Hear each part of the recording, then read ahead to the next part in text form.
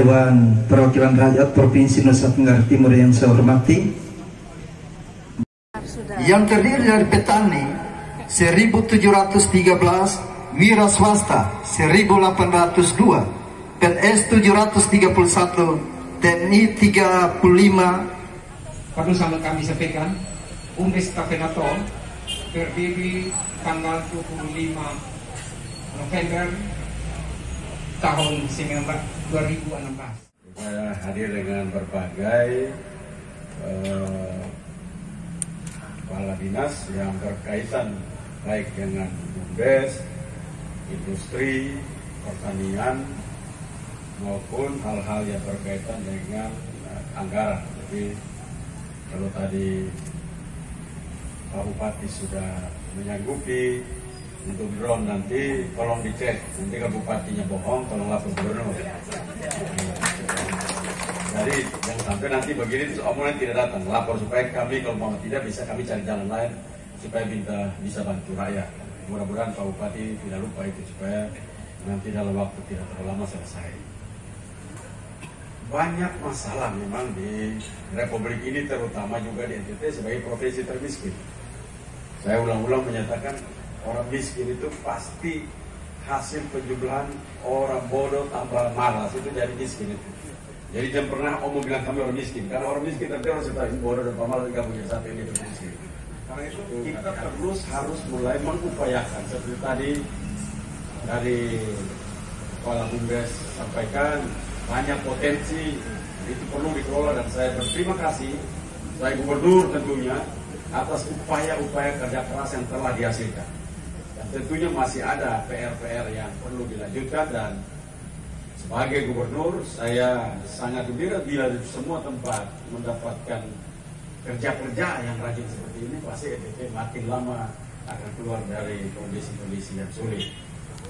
Nah, perjalanan saya dalam rangka kunjungan kerja di Pulau Timur ini memang ini juga tempat pertama. Kami akan terus, dan siang nanti malam saya tidur di MPS di Desa Lauk. Nah, karena itu kita bersyukur untuk semua hal yang telah terjadi, dan hal-hal mana yang belum diselesaikan dan perlu penanganan pemerintah dapat didiskusikan nanti dengan nomor telepon dan segala macam dari kadis-kadis yang ada untuk dapat ditindaklanjuti secara teknis. Pembangunan Nusa Tenggara Timur juga pasti infrastrukturnya buruk. Tapi tentunya infrastruktur itu sangat dibutuhkan dalam rangka agar logistik dari dan ke tempat-tempat seperti itu bisa dapat diselesaikan sehingga harganya murah. Kalau jalannya rusak, lama-lama jadi mahal.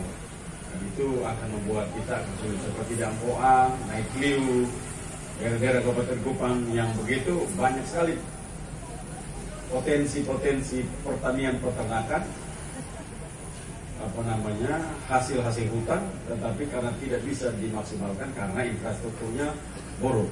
Sekarang kita sudah boleh bangun di sana, dan itu akan membuat kita lebih baik. Dan ini saya pastikan bahwa ke depan bila kerja-kerja begini rajin terus, asal tidak bohong, kerjanya rajin terus, semangat kerja terus, maka saya pastikan di mana orang rajin dan di mana orang ikut berpartisipasi serius, maka daerah itu akan sejahtera. Dan saya yakin itu. Untuk itu yang kita sudah mati 80.000 kali, tetap dia punya peninggalan itu masih kita pakai juga. Bagus kalau pakai 2 hektar untuk setuju gitu. Nenek moyang dulu pakai begini, 1 hektar buat sebagai bentuk untuk menunjukkan bagaimana nenek moyang dulu pakai, dan sekarang perkembangan zaman sudah maju. Pakai traktor, tanam sudah bisa pakai mesin, panen pakai mesin, itu siram pakai pupuk pakai mesin. Kecuali saya titip pupuk itu jangan hilang. Pupuk itu sesuatu yang sangat indah dan berharga. Jadi kalau belalang, ulat, mungkin itu kita pelan-pelan atur dia baik, karena pasti kalau kita pakai, kenapa semua rusak? Karena pestisida itu menghancurkan seluruh ekosistem. Nah, kalau ada ekosistem yang mati lebih banyak, ada hal subsistemnya mati lebih banyak, maka yang lain akan dominan. Tapi kupu-kupu itu sesuatu yang tadi omong pariwisata, jangan pernah kupu-kupu hilang. Karena kupu-kupu itu adalah salah satu atraksi terbaik di dunia yang jarang orang punya. Orang ada yang kita pergi untuk hanya lihat kupu-kupu. Di negara-negara maju, kupu-kupu itulah tempat mereka bikin agenda untuk orang datang lihat kupu-kupu. Jadi jangan mati kupu-kupu Bapak. Ini kalau dia kecil-kecil sampai korbanan, tapi kita mesti lihat baik karena ekosistem kita tuh kita butuh sebenarnya. Cuma jangan part-part kita mati. Ulat pun butuh kita pun. Nah, terutama keong. Nah, keong sawah.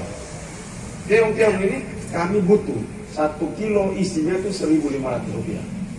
Keong untuk kasih makan lobster. Sekarang kita beli lobster. Jadi keong di sawah-sawah semua itu kalau bisa dibudidaya sambil tanam padi, budidaya keong itu, karena keong banyak sekali di sawah. Tapi kita selama ini kan buang. Nah, kumpul bumdes dan bumdes, kami beli. Nanti kami beli dalam bumdes. Supaya tidak ada lagi yang jual. Karena sekarang ini kekurangan keong. Jadi keong isi gas keluar 1.500 per kilo kami beli. Jadi kalau itu sekarang ini dibutuhkan banyak sekali keong. Banyak sekali. Tadi Bapak ngomong tentang pinggir pantai untuk tanam mangrove, sekalian dengan nener juga di situ kerang-kerang hijau. Kerang-kerangnya itu dikumpulkan, bikin yang banyak, kami beli 1 kilo, kami beli dengan 1.400, harganya sama dengan 1.000 dan 1.400, harganya sama dengan yang. Jadi ini menjadi pakan lobster. Kita agar ke depan NTT itu menjadi daerah penghasil lobster terbesar di Indonesia. Nah, kita menyiapkan pakannya. Pakan salah satu datang dari keong emas, keong manapun, semua keong-keong itu dikumpulkan. Itu sesuatu yang sangat menguntungkan kita. Karena itu saya harapkan tidak ada yang salah di dunia ini. Yang salah adalah kita belum tahu saja dia berguna apa. Nah, kalau kita harus mati semua, pada saat nanti suatu saat kita butuh dia tidak ada lagi. Banyak sekali hal-hal yang kita inginkan itu kan. Karena memang Tuhan menciptakan dunia ini sempurna.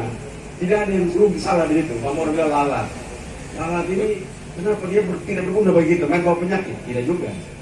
Sebelum ada vaksin, lalatlah Tuhan kasih sedia kita untuk memvaksin alam kita. Jadi kalau orang yang makan lalat paling banyak, di mana lalat tahu makanan, dulu di makanan paling banyak, dia paling kuat daripada orang yang tidak pernah makan ada lalat.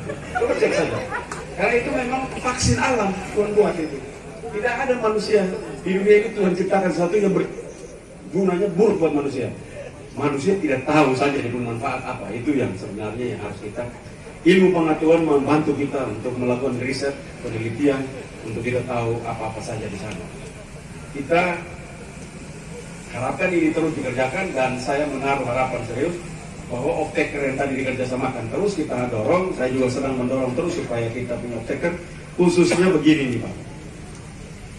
Saya minta BUMDes nanti lewat bantuan dari industri, duduk untuk bicara, untuk setiap hari memproduksi fresh juice watermelon.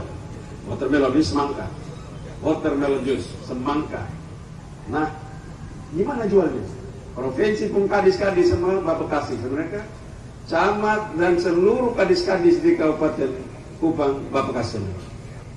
Ini supaya punya market dulu, punya pasar dulu. Dan ada maju industrinya. Begitu orang panen dari petani, BUMDes bikin begini kan ada tenaga kerja toh. Nah, kita buka lapangan pekerjaan.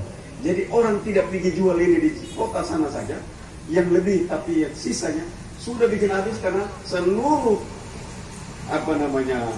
kadis-kadis, seluruh pejabat-pejabat di kabupaten dan provinsi, seluruh kepala bank, baik bank NTT, bank nanti kasih saya bicara.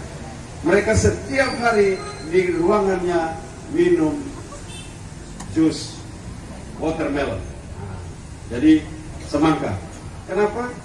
Ini bikin orang tidak darah tinggi Bapak. Yang darah rendah jangan sentuh karena lu nanti mati. Tapi kalau yang biasa tekanan darah tinggi, tiap hari minum ini.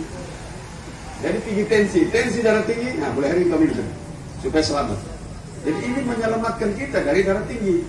Orang kalau sudah darah tinggi itu jangan minum yang lain dulu. Ini saja. Kalau darah rendah, tinggi makan hati kambing. Nah itu dia pun tambah sudah. Darah rendah harus di dokter. Pergi makan kambing saja sudah pasti darah naik kembali. Jadi sebenarnya makanan-makanan ini membuat kita sehat. Jadi nanti ada Pak Bupati di sini bikin surat instruksi Bupati. Kami ada instruksi Gubernur. Jadi Bapak habis itu langsung bawa seluruh kadis-kadis setiap hari bayar situ. Kalau mereka tidak bayar, Bapak datang ke Gubernur saja. Gubernur bayar. Kapolres, Kapolsek, Dandim, Danrem, Kapolda, Bapak bawa saja pasti semua beli. Karena Presiden sekarang mendorong agar mencintai produk-produk lokal Indonesia. Dan ini pendampingannya ada selalu kita provinsi maupun kabupaten. Kalau ini dari asam dengan kunyit. Iya, ini kan ini ya. Itu dasar Omega kan? tapi bahan bakunya itu dari Bumdes semua. Dari Bumdes semua. Iya, iya. Dan ini semua kita Ini banyak yang diminati kali ini. iya. Sudah sampai di Jakarta banyak sekali ambil. Bapak mungkin bisa lihat sirup dari jambu mente itu dari silu, Bang. Oh, dari sini ya.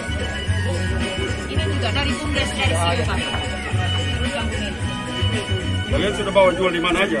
Ini baru diproduksi masih nanti dilokal. Karena pemerintah kabupaten masih memfasilitasi untuk izin edar. Sementara difasilitasi. Berapa lama? Sementara di. Kalau bisa lama-lama. Kali ini sudah MUI juga, MUI punya halal dengan izin untuk cetak ini keamanan pangan. Kalau di Baik, sudah. Iya. Iya. Nah, Bob panggil, pergi samperin dia, suruh cepat. Kalau sana pergi nanti dia tidur sana. Jadi nanti kita ke depan itu drone itu kita pakai untuk yang sensor yang organik, konsep baik pesisir, bukan organik. Ya, ada sekarang kalau organik kita pakai drone, jadi 15 menit 1 hektar selesai. Pokoknya kalau Pak Bupati dalam tempo berapa bulan, ada lebih lah sudah. Ya, jadi kita tahu Bapak Gubernur bilang kita Pak Bupati makasih. Kelak, saya minta maaf.